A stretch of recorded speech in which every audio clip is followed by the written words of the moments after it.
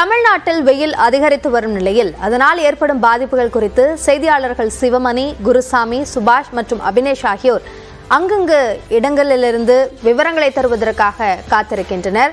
அந்த வகையில் முதலாவதாக திருநெல்வேலி மாவட்டம் பாளையங்கோட்டையில் நேற்று அதிகபட்சமாக 104 டிகிரி ஃபாரன்ஹீட் வெப்பம் பதிவாகியிருந்தது. இன்று காலை முதலே வெயிலின் தாக்கம் அதிகமாக காணப்படுகிறது. இதுகுறித்த விவரங்களை அங்கிருக்கக்கூடிய நம்முடைய செய்தியாளர் சிவமணியிடம் கேட்கலாம். சிவமணி, இப்போ வெயிலோட தாக்கம் 100 டிகிரிக்கு மேல இருக்கக்கூடிய நிலையில அதுல மக்கள் எப்படி எதிர்கொள்றாங்க?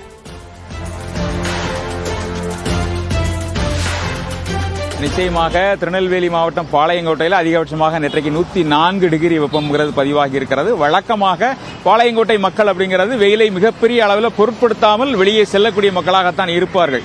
ஆனால் கடந்த ஆண்டுகளை விட இந்த ஆண்டு மிக அதிகமாக தற்போது நேற்றைக்கு 104 டிகிரி வெப்பம்ங்கிறது பதிவாகி இருக்கிறது. இன்றைக்கு அதையும் தாண்டும் அப்படிங்கிற நிலை தான் காணப்படுகிறது. காலை முதலே வெயிலின் தாக்கம் மிக அதிகமாக காணப்படுகிறது.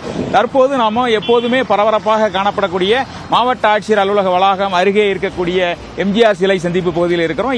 இந்த சாலை சந்திப்பில் மக்களின் கூட்டம் எப்போதும் அதிகமாக காணப்படும். வெயிலின் தாக்கம் அதிகமாக இருக்கிறதுனால மக்களுடைய வரத்து அப்படிங்கிறது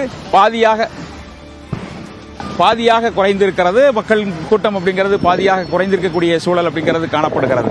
இந்த வெயிலை தங்களை பாதுகாத்துக் கொள்வதற்கு குடை உள்ளிட்ட பொருட்களை மக்கள் கொண்டு செல்லக்கூடிய நிலையும் காணப்படுகிறது. அதோடு மட்டுமல்லாம இளநீர், நொங்கு உள்ளிட்டவைகளையும் பயன்படுத்தி வெயிலினுடைய தாக்கத்தை குறைத்துக் கொள்வதற்கு தாங்கள் முயற்சி செய்யக்கூடிய நிலை தான் தற்போது இருக்கிறது. இந்த பகுதியில் இருக்கக்கூடிய மக்கள் அவர்களிடம் கேட்போம், வெயிலின் தாக்கம் அப்படிங்கிறது கடந்த ஆண்டுகளை விட தற்போது எவ்வாறு இருக்கிறது, தற்போது நிலை என்னவாக இருக்கிறது, வெயில் அப்படிங்கிறது பாளையங்கோட்டையில் வெயிலுடைய நிலை அப்படிங்கிறது எவ்வாறு இருக்கிறது, வழக்கமாக ஒரு வருடத்தில் ஒரு 6 முதல் 7 மாதங்கள் வெயில் அடிக்கக்கூடிய நிலை, இந்த ஆண்டு வெயிலுடைய தாக்கம் எப்படி இருக்கிறது?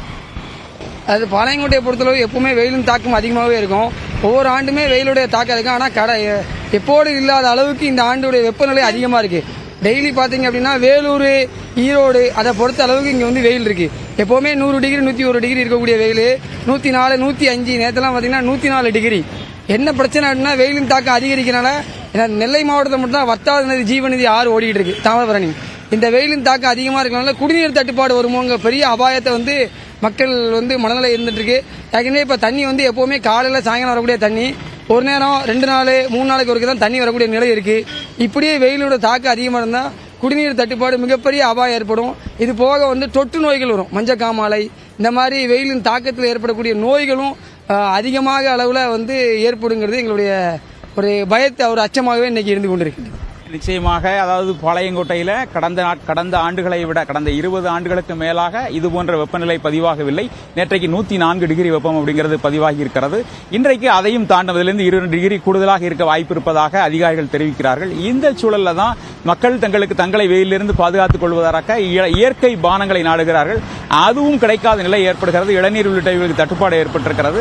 அதனுடைய விலையும் பல மடங்கு அதிகரித்திருக்கிறது. 25 ரூபாய் முதல் 30 ரூபாய் வரை விற்ற இளநீர் 60 ரூபாய் வரை தற்போது விற்கக்கூடிய நிலை காணப்படுகிறது. அதற்கும் தட்டுப்பாடான சூழல் காணப்படுகிறது. வெயிலின் தாக்கம் அப்படிங்கிறது தொடர்ந்து அதிகரித்தே வருகிறது. அதிகமான வெப்பத்தை எதிர்கொள்ள வேண்டிய சூழலுக்கு அங்க இருக்கக்கூடிய மக்கள் தள்ளப்பட்டிருக்கிறார்கள். இது குறித்த கள விவரங்களுக்கு நன்றி சிவமணி.